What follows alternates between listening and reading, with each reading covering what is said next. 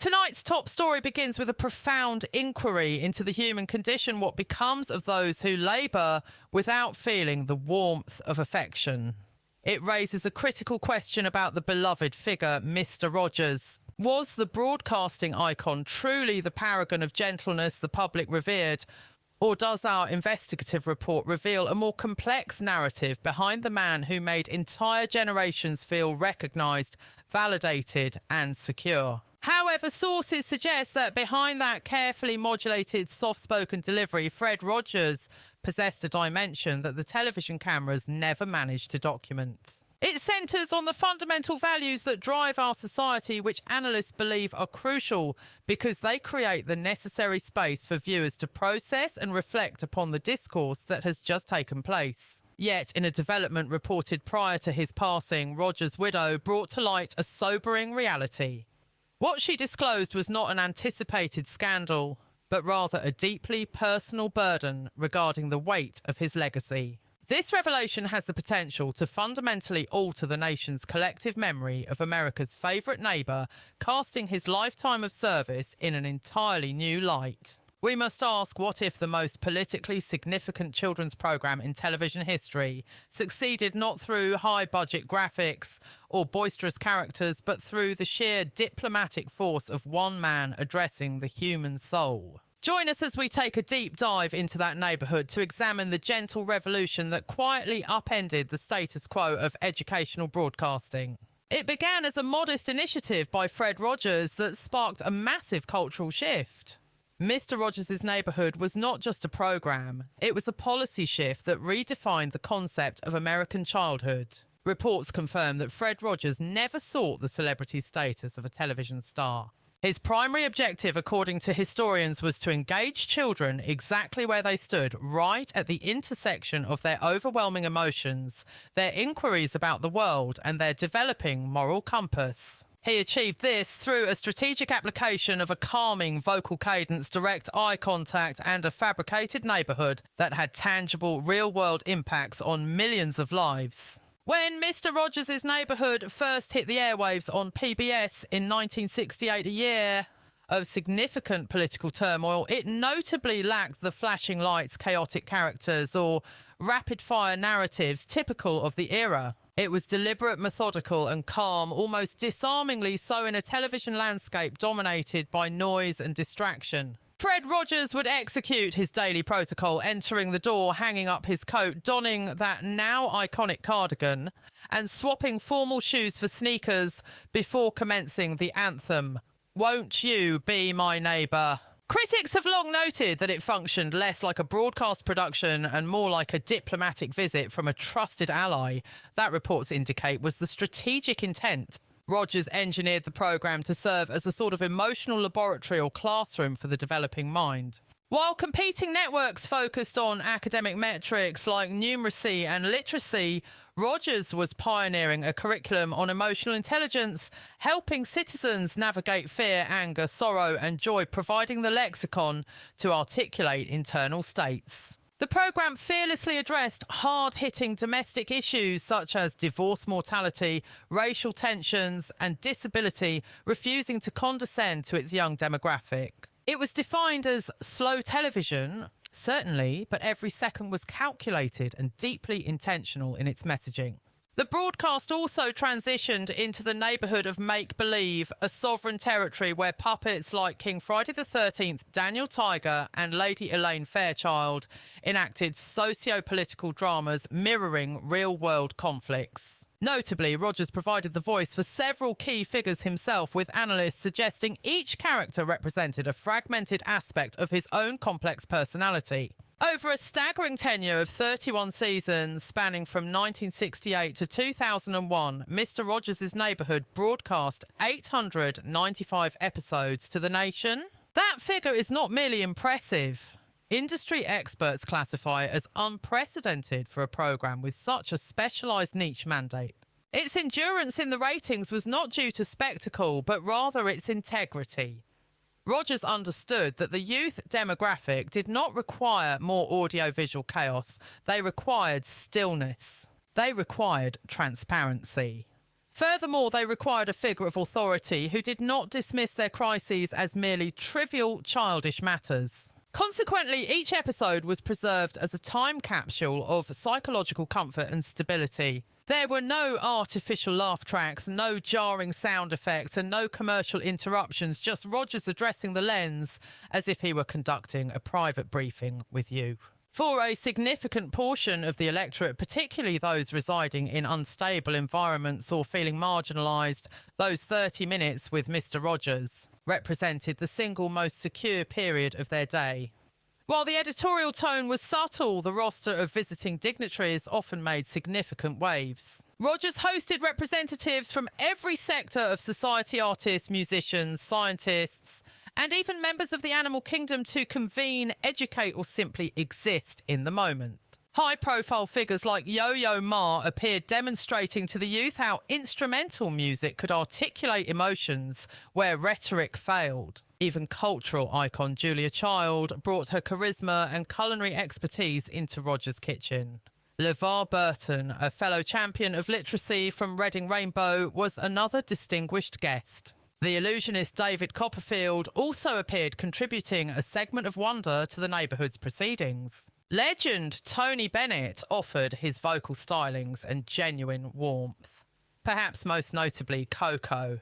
The gorilla utilised sign language to communicate with Rogers, a historic moment of interspecies connection that stunned viewers. Every guest, regardless of their celebrity status or lack thereof, was accorded the same high level of dignity and diplomatic respect. This was the respect Rogers extended to his constituency. That was the core policy. Every individual was deemed essential. The broadcasting industry eventually acknowledged this impact. Over the decades, Mr. Rogers' Neighbourhood garnered significant accolades, including 4 Daytime Emmy Awards for excellence in programming. The show received 55 Emmy nominations, a statistic that underscores just how consistent and influential the production remained over time. It also secured the Cena Golden Eagle Award for outstanding educational content, specifically for special reports like Let's Talk About Going to the Doctor. And in 1997, the Academy formally recognised Rogers with a Lifetime Achievement Award at the Daytime Emmys. During his acceptance address, he famously broke protocol, asking the Assembly to observe 10 seconds of silence to reflect upon the mentors who facilitated their own success. Reports confirmed the entire auditorium fell silent. However, insiders maintain it was never about the hardware. For Rogers, the only metric of success was the assurance that children felt valued and comprehended. Even following the cessation of operations in 2001, Mr. Rogers' Neighbourhood continues to resonate as a powerful force in the collective heart of the viewing public. We begin this special report with a look at the media landscape in 2026, where despite the dominance of high-speed digital content, a persistent trend remains. A new demographic of youth continues to uncover the archival footage of a man known for his stabilising voice, his philosophical wisdom, and that iconic cardigan, a symbol of continuity in a chaotic world. Furthermore, his influence is being operationalised through modern programming, such as Daniel Tiger's Neighbourhood. This franchise, spearheaded by the team at Fred Rogers Productions, continues to secure a significant share of the educational market. These productions are not merely recycling nostalgia, they are expanding the original mission statement. They introduce complex narratives and fresh protagonists, all constructed upon the administration's founding policy of radical emotional transparency and unwavering benevolence. Quoting the late broadcaster directly, he famously posited that the supreme offering one can present is their authentic self. Our retrospective analysis confirms that for a period spanning more than 30 years, Rogers delivered precisely that commodity to the American public without deviation. Within the ecosystem of Mr. Rogers' Neighbourhood, that commitment to veracity remains a timeless standard immune to the fluctuating trends of the entertainment industry. However, to conduct a comprehensive audit of Fred Rogers' life and impact, one must shift focus to the strategic partner who operated alongside him. The narrative of their alliance offers revelations that challenge standard public perception. Who exactly was Joanne Rogers Long before she assumed the title of spouse to a national icon, Joanne Bird, was architecting her own distinct trajectory? Her biography reveals a personal history that was far from conventional. Born in the year 1928 within the municipality of Jacksonville, Florida, her origins were firmly rooted in the American South. Investigative looks into her childhood environment indicate a domestic sphere that placed a premium on intellectual curiosity, musical proficiency, and substantive discourse. While her parents did not possess immense capital or ostentatious status, they were characterised by a deliberate and thoughtful approach to child rearing. Her father operated as a travelling sales representative, while her mother managed domestic operations, enforcing a regimen of affection and disciplined structure. This environment instilled critical social skills early in her development, specifically the discernment to advocate for oneself when necessary and the strategic importance of active listening. It was not long before music transcended the status of a mere pastime for young Joanne. It evolved into her primary mode of communication and expression. Reports confirm that by her primary school years, she was already disrupting the local scene as a piano prodigy. However, sources close to her history suggest her performance was never driven by a desire for external validation or applause. Rather, she engaged with the instrument as a vital source of vitality. Her repertoire was extensive and indiscriminate, spanning the complex structures of classical compositions, the improvisation of jazz, as well as choral arrangements and folk traditions. Upon securing admission to Rollins College in Winter Park, Florida, observers noted that this was more than a pursuit of interest. It was a deliberate maneuver to carve out a professional lane. During her tenure at Rollins, where she declared a major in music performance, she distinguished herself rapidly. Faculty and peers alike noted that her technical precision was matched only by the profound emotional resonance she injected into every recital. This unique capability was recognised formally by her professors and acknowledged viscerally by her student cohort. Whether executing a solo performance or providing accompaniment, she possessed a diplomatic ability to unify the room, utilising musical notes to convey messages far more potent than verbal language. Despite this talent, character assessments describe Joanne as an individual who did not seek the glare of the public spotlight. She was not in the business of chasing celebrity status. Her priority hierarchy placed a much higher value on human capital, deep alliances, transparent dialogue, and cohesive community structures. While she was capable of dominating a social setting with her exuberance, she also possessed the tactical awareness to probe deeper, asking the difficult questions that compelled others to reflect. Following her undergraduate success, she advanced her academic credentials at Florida State University. Her trajectory eventually led her north to Pittsburgh for enrollment at Carnegie Tech, known today as Carnegie Mellon, where she engaged in rigorous skill development and creative expansion. This era was pivotal not only for her evolution as a musician, but also as a definitive period of self-actualization, establishing her identity as an independent woman on the world stage. In addition to her performance career, she dedicated significant resources to the education sector as an instructor. During the 1950s, she held a position at Chatham College's Preparatory School of Music, transferring her expertise and enthusiasm to the next generation of students. Moving forward to the early 1970s, records show she committed 4 years to the faculty at Carlow College. Yet beyond the classroom, Joanne maintained her status as a high-level concert pianist. She formed a strategic artistic partnership with her associate, Jeanine Morrison. Together, this duo released 2 significant recordings, Duo Piano Favourites and a Virtuoso Duo Piano Showcase. Even during this period, Joanne refused to conform to the traditional societal moulds of the era. Her objective was never to serve merely as a spouse or a secondary character in another's narrative. She operated with a clear vision centred on musical excellence, personal autonomy, and the liberty to express her full spectrum of character. Whether seated at a grand piano or engaging in casual diplomacy over coffee, she consistently projected a demeanour of empathy, sharp wit, and unshakable stability. Official recognition of Joanne's substantial contributions to the arts arrived later in her timeline. In 2019, Duquesne University conferred upon her an honorary degree formally citing her lifelong commitment to the fields of music and pedagogy. Therefore, when her coordinates eventually intersected with an individual possessing an equivalent depth of character and creative intellect, it cannot be dismissed as mere happenstance. It was by all accounts a synchronized collision of two trajectories at the precise optimal moment. We turn now to the partnership behind the legend. It is common for the public to observe a multi-decade marriage and perceive only the superficial optics. The archived images of coordinated attire, shared real estate and public pleasantries tell only a fraction of the story. However, in the case of Fred and Joanne Rogers, the investigation reveals that the remarkable nature of their union lay beneath the surface. Their affection was not one that broadcasted at high volume. It commenced quietly within the acoustic isolation of a university music hall in the state of Florida. The initial encounter between Fred and Joanne occurred at Rollins College during the latter part of the 1940s. Both subjects were music majors deeply entrenched in their respective disciplines and unaware that they were about to secure the most critical alliance of their lives.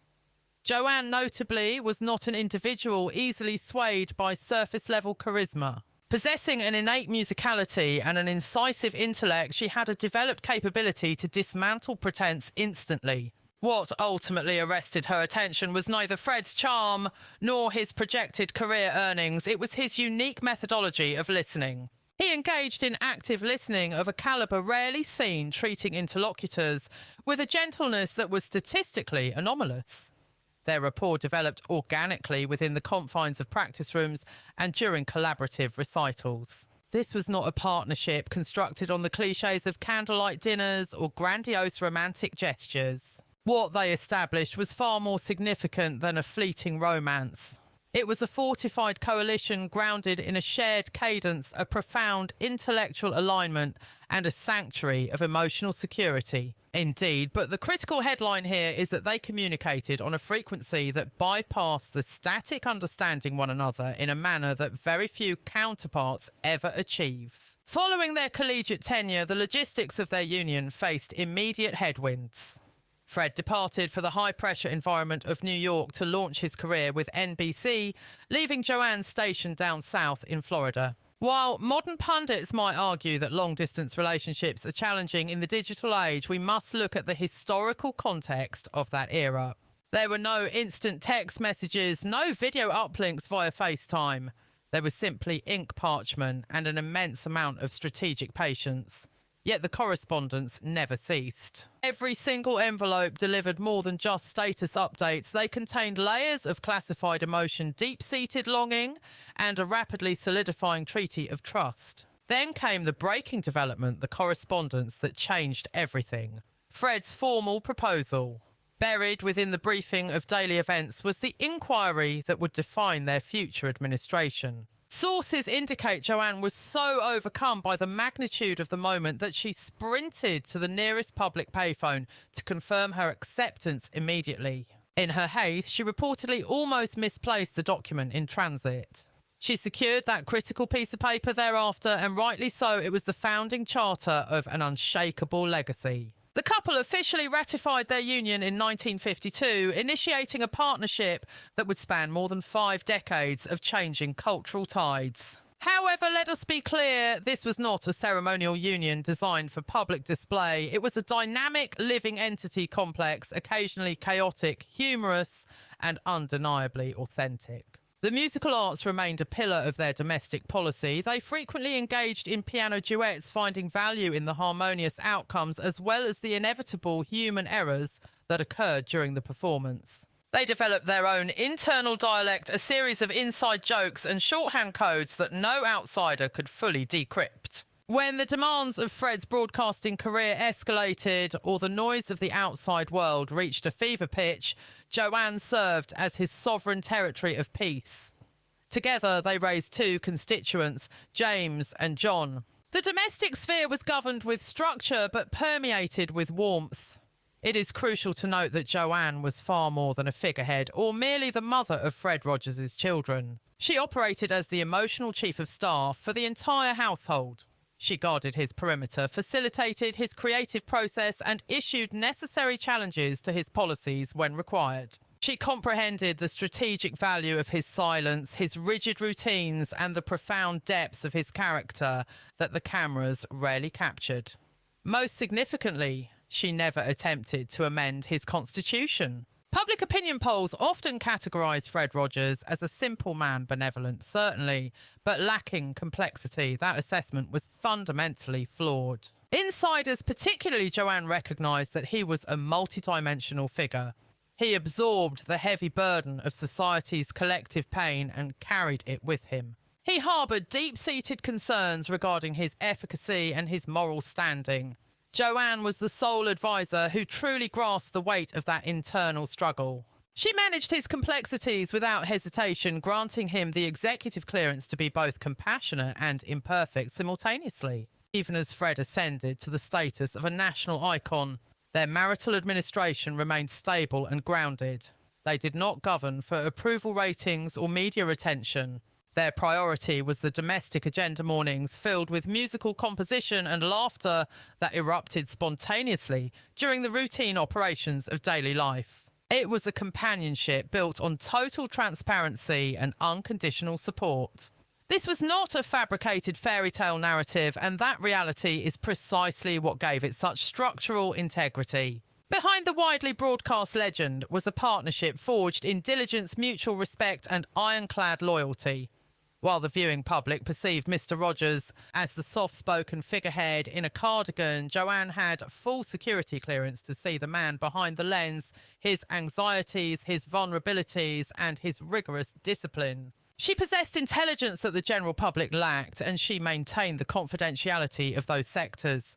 That discretion may very well be the true power behind their history. The story isn't that they were flawless, but that they were genuine, ratifying their choice to remain united repeatedly over a span of more than 50 years. When the studio lights were active, he was the quintessential neighbour the nation looked to for guidance. However, once operations ceased and the lights dimmed, a distinct version of Fred would quietly surface, revealing the divide between the public persona and the private citizen. When the name Fred Rogers is mentioned in discourse, what constitutes the immediate image that manifests in the public consciousness? Likely it is a composed individual in a knit cardigan, lacing his footwear and addressing the camera with the gravity of a world leader speaking to a single constituent. His delivery was measured and consistent, operating like a calming frequency. His rhetoric offered security. For millions, Fred was not merely a television personality. He was the primary source of stability during childhood, a diplomatic guide through the turbulent landscape of emotions. For decades, the consensus was that the man seen on Mr. Rogers' neighbourhood was the authentic Fred Rogers, zero fabrication, zero spin. And investigations suggest that for the vast majority, this assessment holds water. Fred Rogers implemented the policies he advocated. He was a staunch believer in the doctrine of kindness and executed it daily, even absent the scrutiny of cameras. Associates and staff members have corroborated this testimony repeatedly. Yet the most compelling aspect of this report isn't his perfection, but his humanity. Joanne Rogers, his partner of over 50 years, went on record stating that while her husband was indeed as benevolent as his reputation suggests, he was not a canonised saint. He did not exist in the sanitised, untouchable sphere that public imagination often constructs for its heroes. She had access to the real man, the one who battled fatigue, who faced significant hurdles, and who navigated stress and self-doubt just like any other citizen. According to her testimony, the benevolence was authentic, but it required significant operational effort to maintain. Fred made a conscious executive decision to be kind. He laboured at it. There is a profound honesty in that revelation. Externally, Fred appeared effortlessly diplomatic. Internally, however, there was a rigorous, almost military-grade discipline dictating every manoeuvre. He adhered to strict protocols such as a daily swimming regimen and weighing himself every morning to ensure he remained at exactly 143 pounds. That figure held a classified meaning for him. 1 letter 4, I fall for love, 3 for you. A minor ritual with major implications, but upholding that standard, the mandate of constant gentleness and thoughtfulness came with significant pressure. We are discussing a massive constituency of millions of impressionable young minds who viewed him not merely as a television personality, but as a definitive moral compass. The burden of maintaining that pedestal was immense. He harboured a profound fear of failing his electorate of children, a crushing weight of responsibility that remained largely concealed from the public polling. While he maintained a stoic front in the public eye, his wife Joanne was witness to the private attrition, observing the exhaustion and the quiet crises of confidence that the cameras never captured. Furthermore, sources indicate that their domestic partnership was not immune to the strain, facing significant internal stress tests throughout their tenure together. As with any long-standing alliance, reports confirm their union experienced distinct periods of volatility alongside periods of stability. In terms of family governance, Joanne Rogers has gone on record stating she served as the primary enforcer of discipline for their 2 sons, while Fred struggled to adopt a hardline stance, preferring a policy of diplomacy that often left him unable to levy sanctions. This created an asymmetry in the household administration that was not always seamless, as his career was not merely a job, but a deeply personal crusade. He allocated every ounce of his emotional capital into this mission, an investment that often leads to severe burnout and creates collateral emotional fatigue for the entire family unit supporting the operation. While the objective of his campaign was undeniably noble, it carried a staggering mandate of accountability that few individuals could withstand. Consequently, Joanne was often required to serve as the structural foundation steadying the ship, while her husband bore the psychological load of an entire generation's emotional development. This reveals a critical disconnect in public perception, where the electorate tends to deify public figures and project an expectation of infallibility that ignores basic human limitations. However, Rogers refused to reside within that fabricated narrative of perfection. He operated in the real world, acknowledging his need for recess, admitting to tactical errors, and relying on coalition partners during crises. Joanne's disclosures provide necessary transparency to contextualise his virtue within the framework of genuine human struggle. Rogers possessed a high-level capacity for empathy, but his deep concern for the populace rendered him acutely susceptible to emotional volatility. Yet this was the core of his distinctiveness. He made a deliberate strategic decision to deploy patience and utilise softness as his primary instruments of engagement. He maintained a policy of optimism regarding human nature, steadfastly believing in the inherent good, even when the prevailing circumstances justified cynicism or frustration. That daily ratification of a doctrine of love transformed a quiet man in a cardigan into a monumental historical figure, but breaking news suggests that behind the facade of tranquility, a much grimmer reality was unfolding. Joanne Rogers has moved to declassify information that adds a significant and somewhat darker dimension to our understanding of the cultural icon. We are referring to what can be described as an awful truth, a term that typically implies a scandal or a shocking revelation of misconduct in the media landscape. However, the intelligence provided by Joanne Rogers does not point to any illicit activity or tabloid fodder. Rather, it concerns a reality that is far more fragile and authentic.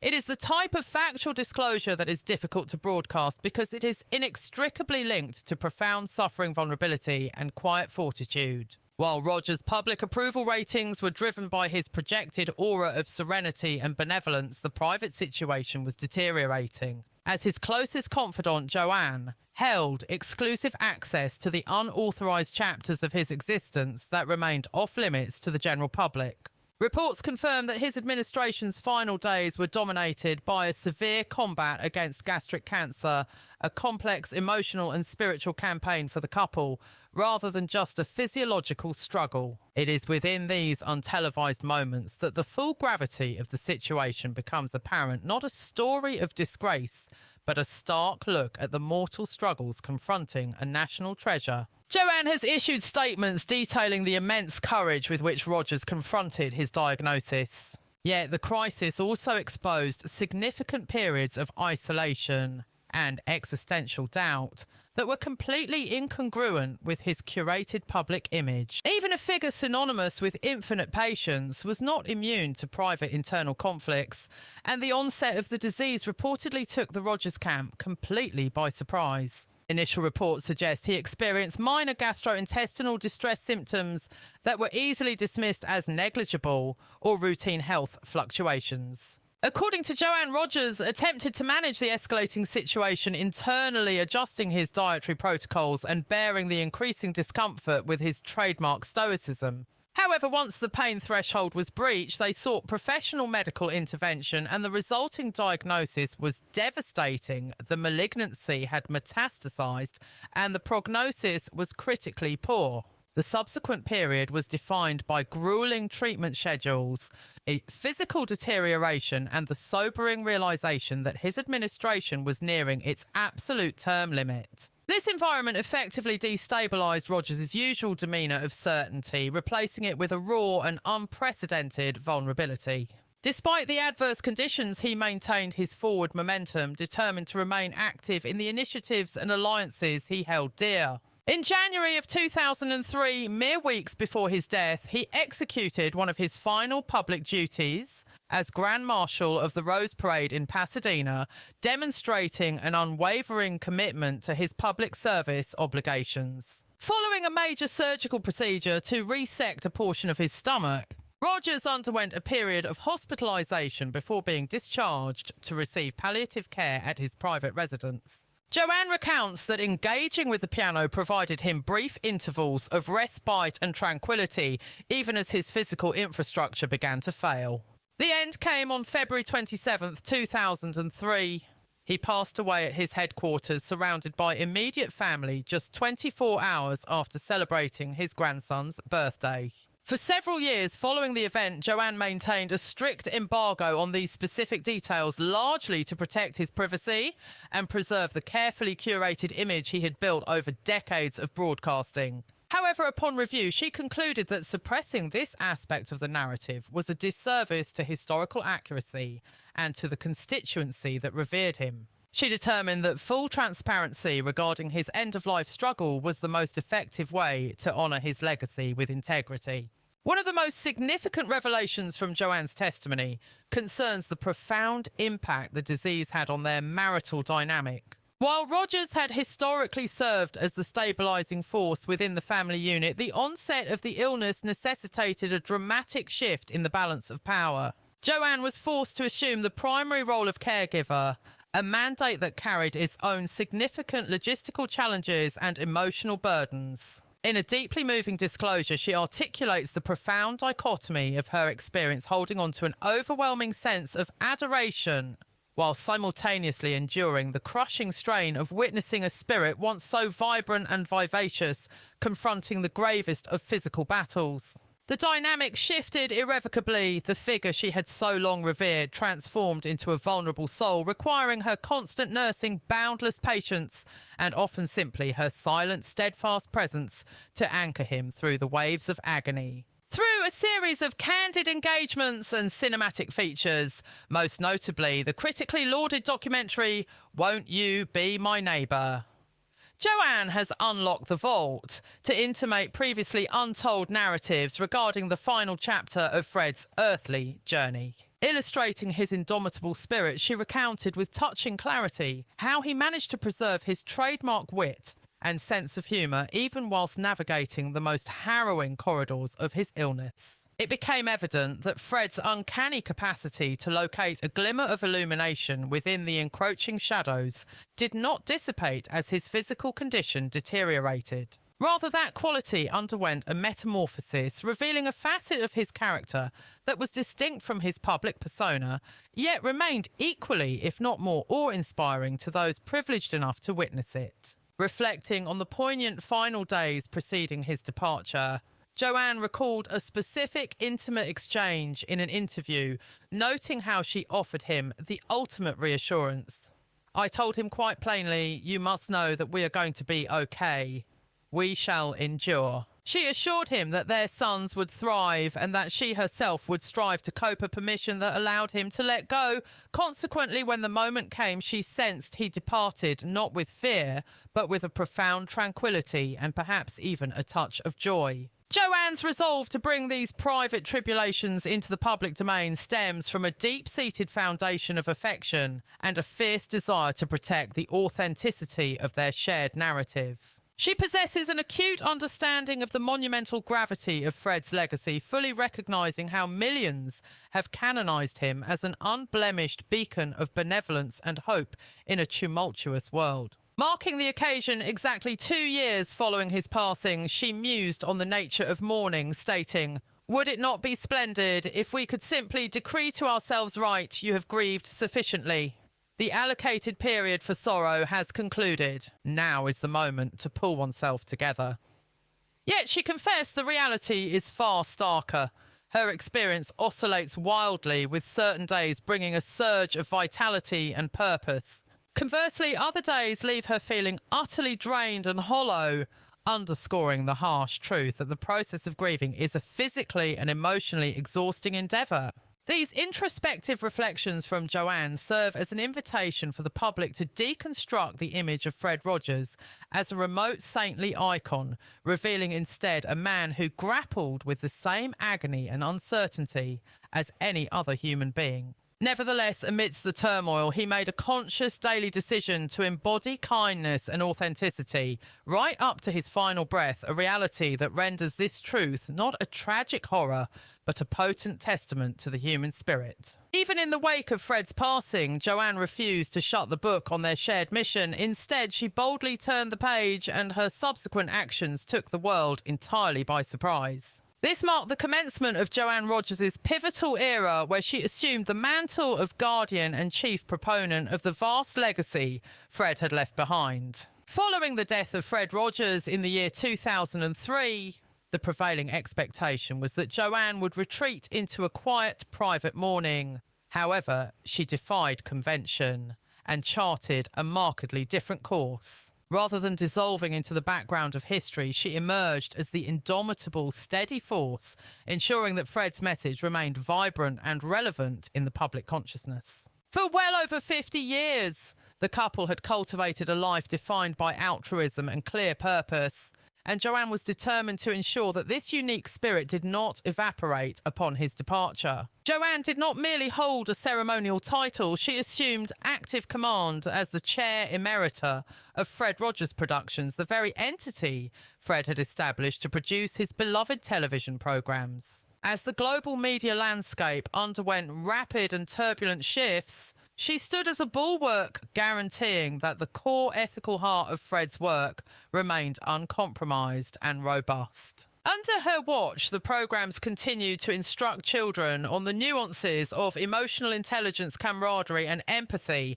never forfeiting their characteristically gentle and contemplative approach. It was Joanne's astute leadership that prevented Fred's visionary ideals from fading into the static realm of mere nostalgia or memory. Instead, the mission expanded, touching the lives of a new generation of families, while Joanne herself stepped comfortably into the limelight to champion the cause. She became a regular fixture on television and at major events, recounting anecdotes from Fred's life and philosophy, persistently reminding the populace why the virtue of kindness remains paramount. Her voice effectively transported Fred's lessons far beyond the confines of the original neighbourhood, underscoring the critical importance of children comprehending both their internal emotional states and the wider world. Joanne was not content to merely act as a passive custodian of Fred's legacy from behind the curtain. She was positioned on the front lines, ensuring his message remained a living, breathing and meaningful dialogue in contemporary society. If you happen to view the 2019 cinematic release, A Beautiful Day in the Neighbourhood, you may have observed Joanne herself gracing the screen in a diminutive yet unforgettable cameo. That appearance was far more than a simple casting choice. It represented her tangible way of stepping into the narrative to share a genuine fragment of their shared existence. It afforded audiences a rare glimpse of the woman who understood Fred most profoundly, injecting an authentic personal resonance into the cinematic storytelling. Transcending her film appearance, Joanne featured prominently in various documentaries and interviews, providing the public with the opportunity to hear directly from the individual who walked beside Fred every single day. However, Joanne's remit extended far beyond merely illuminating the kindness of her late husband. Her profound passion for music formed an integral component of her own narrative. As an accomplished concert pianist, she brought her own formidable creativity and warmth to the partnership.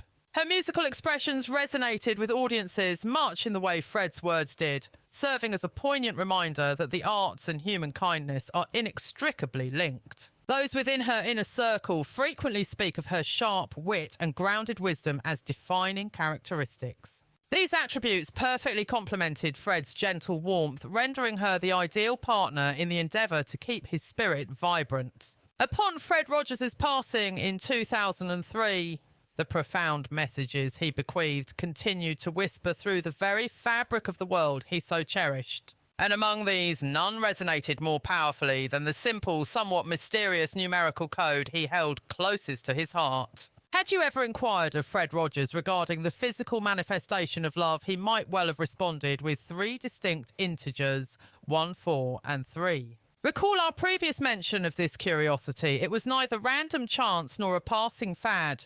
To Fred, the sequence 143 was the numerical embodiment of the phrase, I love you. It breaks down with elegant simplicity, 1 letter in I, 4 letters in love, and 3 letters in you. It stands as a powerful cipher, a message not meant to be shouted, but lived. And that is precisely what he enacted. Fred did not merely pontificate on the subject of love, he wove it intricately into the tapestry of his daily existence. He even maintained his body weight at precisely 143 pounds for the majority of his adult life, a rare and disciplined testament to someone constructing their physical reality around a symbolic representation of love. Reports indicate that the late broadcaster executed every manoeuvre with the calculation of a high-level strategist. Sources confirm that every statement, every syllable, and even the tactical pauses between his remarks were delivered with rigorous intentionality. The significance of that specific figure extended well beyond his personal jurisdiction. In the fiscal year of 2019, the Commonwealth of Pennsylvania, his district of origin, ratified a decision to memorialise his tenure in a manner that analysts describe as quintessentially characteristic of Rogers. Government officials formally passed legislation designating the date of May 23rd as the official 143 day across the state. Citing the fact that this date marks the 143rd day of the annual cycle, the legislative intent was to mandate a day of civic action, encouraging the populace to issue thoughtful rhetoric and execute duties of good neighbourliness. Turning to the obituary desk, confirmation was received that Joanne Rogers died on January 14th, 2021. She was 92 years old at her Pittsburgh estate, and sources close to the family verify she was attended by her inner circle, strictly adhering to the protocols Fred had reportedly authorised. She is survived by the couple's 2 adult heirs, leaving behind a cultural infrastructure that experts agree is just as substantial and politically resonant as the one established by her late husband. A closer examination of their joint tenure reveals that Fred and Joanne rejected the optics of celebrity extravagance. Their platform was built on the assertion that compassion is a disciplined, unwavering force capable of systemic transformation. Furthermore, their doctrine proved that the transmission of vital emotional intelligence effectively requires nothing more than a simple sequence of 3 digits. But with new statements emerging from the late Joanne Rogers, investigators are probing a controversial hypothesis. Is it possible that beneath the broadcaster's diplomatic exterior lay a classified, harrowing reality he took to the grave, one the public deliberately chose to disregard? We invite our viewers to weigh in on this controversy in the public opinion section below. Please ensure you register your approval for this report, distribute it to your network, and sign up for immediate notifications on future broadcasts. To access the full investigative dossier and continue following this developing story, select the related coverage link currently available on your interface.